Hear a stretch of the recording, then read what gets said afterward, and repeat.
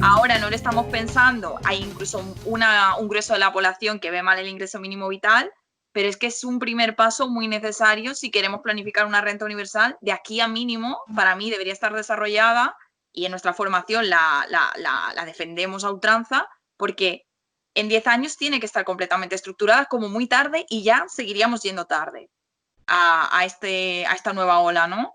Y no sé por qué nuestra sociedad es tan reacia, la sociedad española, a este tipo de políticas, cuando hay otros vecinos, por ejemplo Francia, que lo ha venido practicando y desarrollando por años y años, ¿no? Y no nos pilla tan lejos, está al otro lado de los Pirineos, y aquí la gente se lleva las manos a la cabeza como, ¿cómo vamos a dar dinero gratis? Que haga la gente trabajo comunitario para tener ese dinero.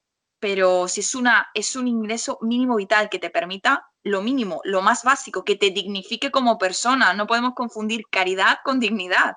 Y eso es algo, es un cambio ético progresivo que tiene que vivir nuestra sociedad y que tenemos que ir alentando para caminar hacia esa renta universal, que también generará más justicia social y mejor acceso a trabajos remunerados, porque nadie se verá en la obligación de trabajar por una cantidad irrisoria o de verse explotado práctica tras práctica, contrato de formación tras contrato de formación. Porque muy pocas veces en esta nueva crisis económica y sanitaria se ha hablado de los jóvenes y la crisis económica a la que se están viendo sometidos ahora respecto no solo a los ERTES, sino al tipo de contratos que tenemos. ¿Por qué tenemos este tipo de contratos? Pues, señores, la reforma laboral, ¿no?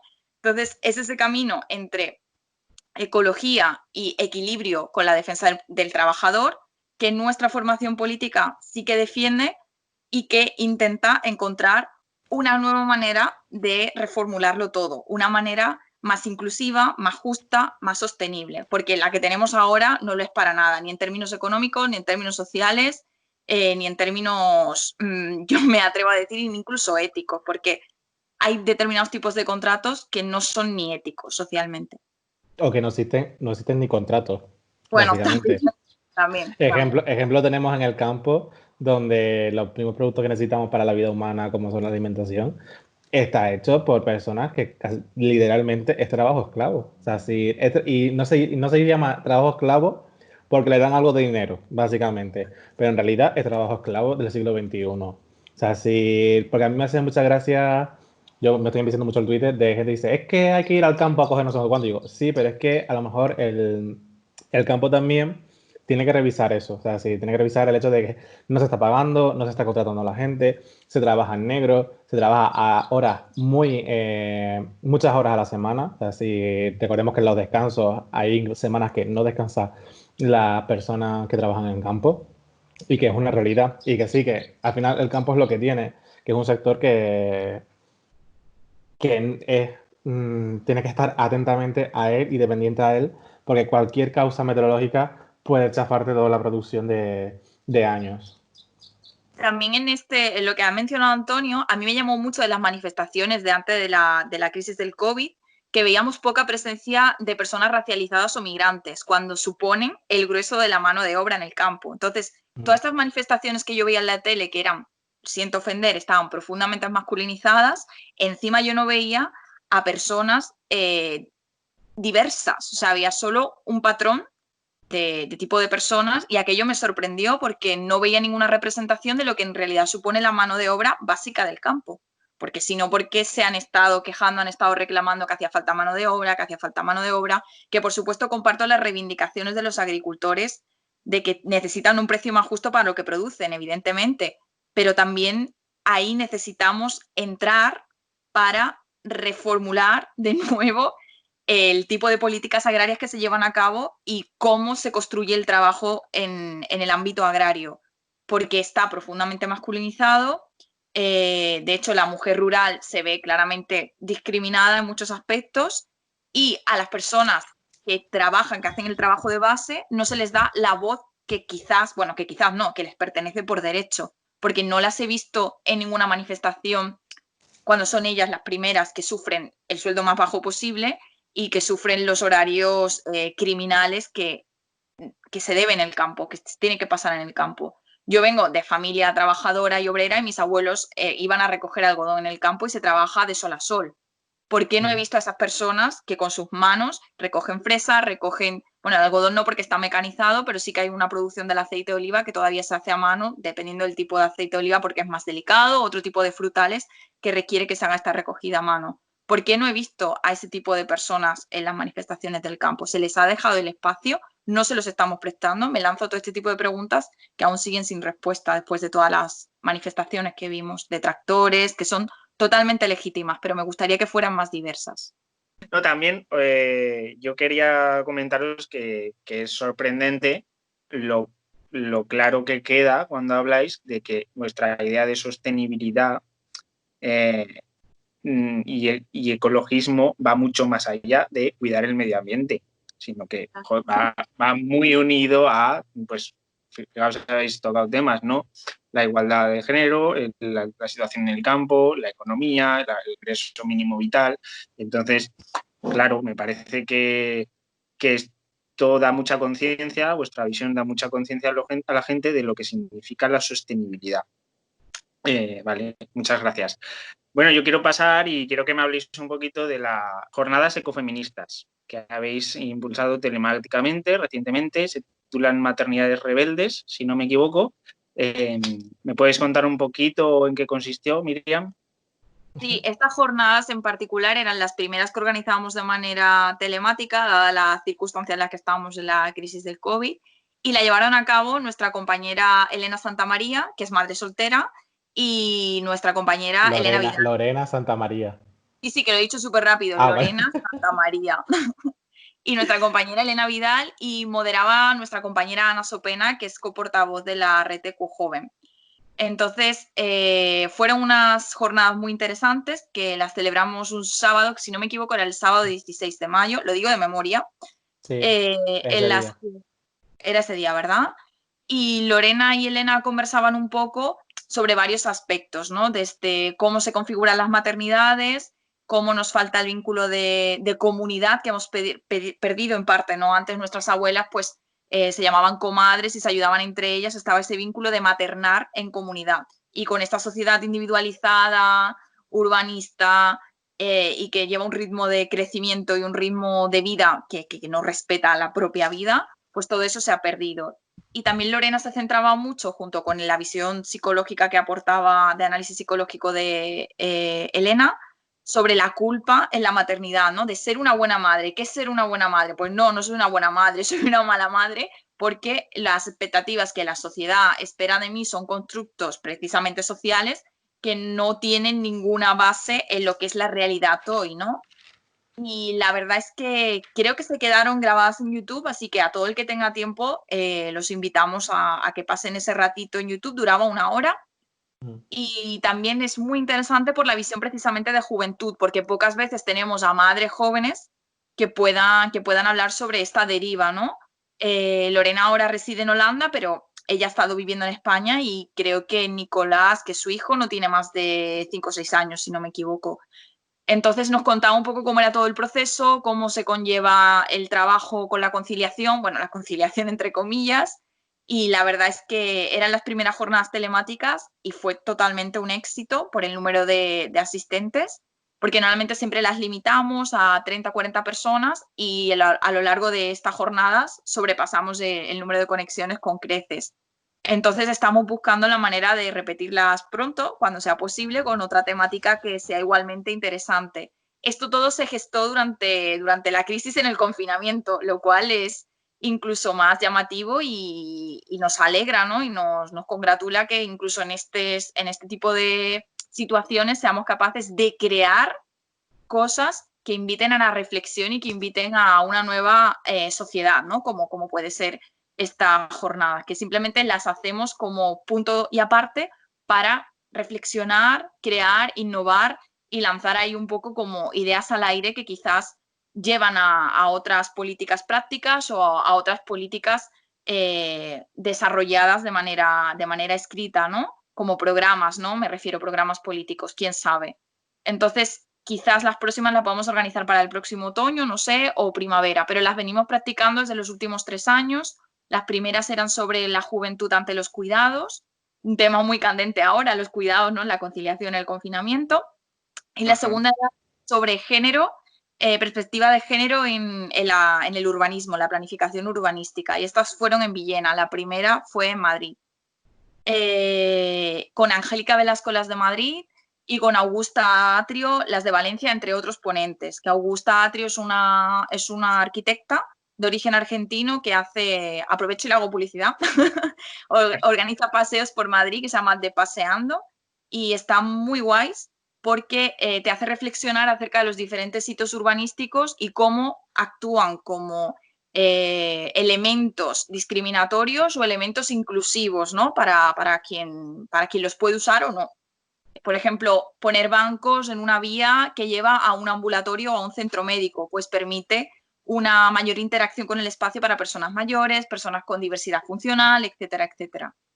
Y bueno, no sé qué más comentar sobre las jornadas ecofeministas. Todo parte de la Comisión Ecofeminista, que coordinan generalmente 2 personas. En este caso, Emilio y yo en este año, pero años anteriores, por ejemplo, Elena, que desarrolló las últimas jornadas ecofeministas junto con Lorena, también fue coordinadora, y nuestra compañera coportavoz, Ana Supena, también fue coordinadora. Y es un grupo bastante diverso.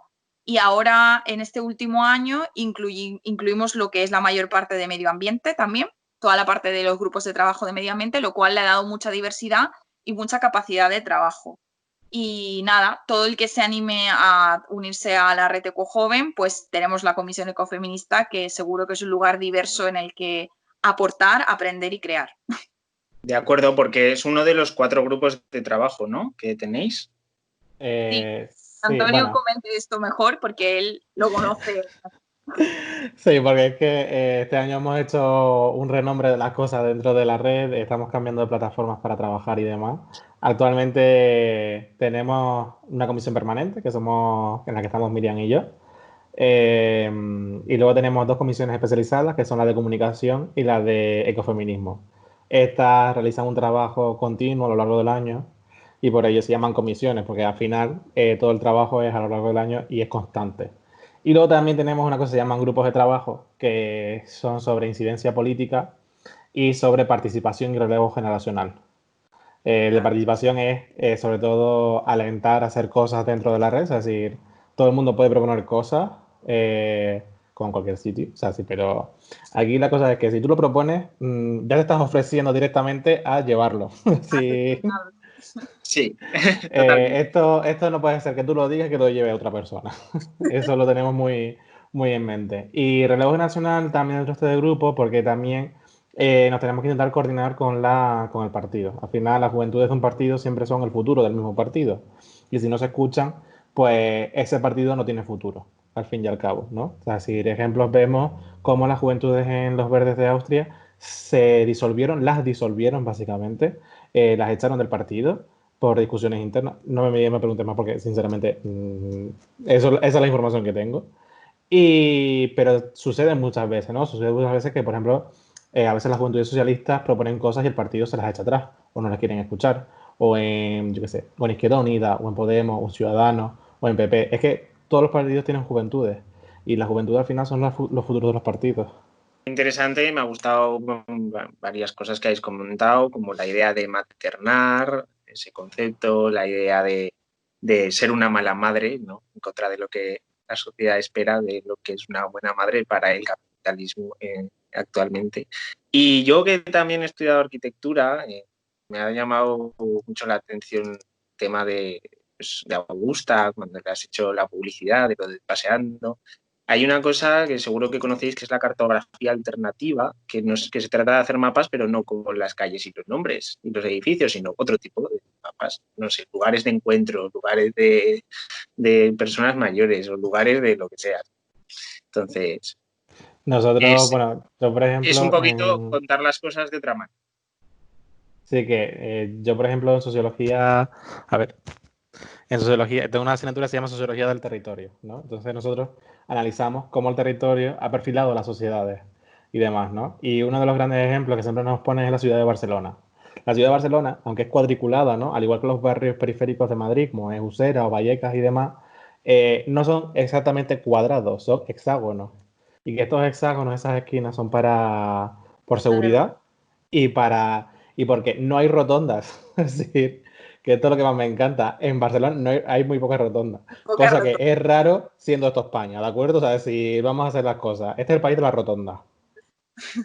O sea, sí, porque el otro día ya están construyendo una rotonda cerca de mi casa y no lo entiendo por qué. ¿De acuerdo? Perdonad por esta Esa efusividad.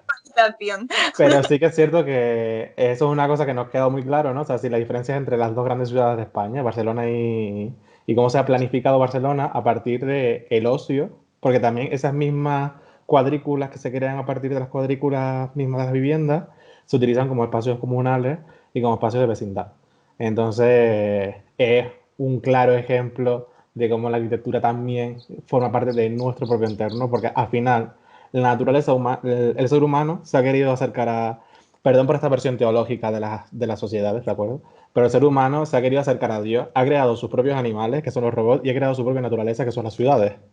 Entonces, tenemos que tener una constante que es que las ciudades son las naturalezas del hombre, del ser humano, pero que no sustituyen la naturaleza de verdad. Y que por ello también hay que cuidar esas naturalezas artificiales de las ciudades, ¿de acuerdo? Para que podamos todas vivir en ellas de forma que haya calidad de vida en estas situaciones, ¿no? Sea las ciudades a 15 minutos, sea poner más árboles en los propios barrios proletarios, porque sinceramente yo vivo en Usera, en Madrid, y es un barrio de ladrillo. O sea, es un barrio que todo es ladrillo, todo es cemento y todo es, no digo oscuridad, pero sí todo muy enclaustrado, mientras que cruzo de barrio y todo es muy diferente, ¿no? Y claro, y así. Lo que has comentado, Jorge, de la cartografía, a mí me recuerda a mi primera clase hace ya muchos años, porque yo me egresé de la universidad en 2014, que era con Pilar Paneque, que es una geógrafa de la Universidad Pablo Olavide, y ella nos daba la asignatura de globalización y sostenibilidad. Y la primera clase nos hizo dibujar un mapa de Sevilla con lo que nosotros fuera representativo de la ciudad. Y era sorprendente como cada uno percibía la ciudad de manera completamente diferente, no solo dependiendo de la parte de la ciudad en la que viviera, sino de los usos que le daba a la ciudad. O sea, a lo mejor alguien que vivía en Sevilla Este, ¿no? Que es un barrio mucho más apartado, pues que tenía todo lo que necesitaba en Sevilla Este, pues a Sevilla Centro, pues iba a lo mejor para las tiendas, para poco más. Alguien que vivía más pegado al centro, pues sí que utilizaba los parques o dibujaba los parques.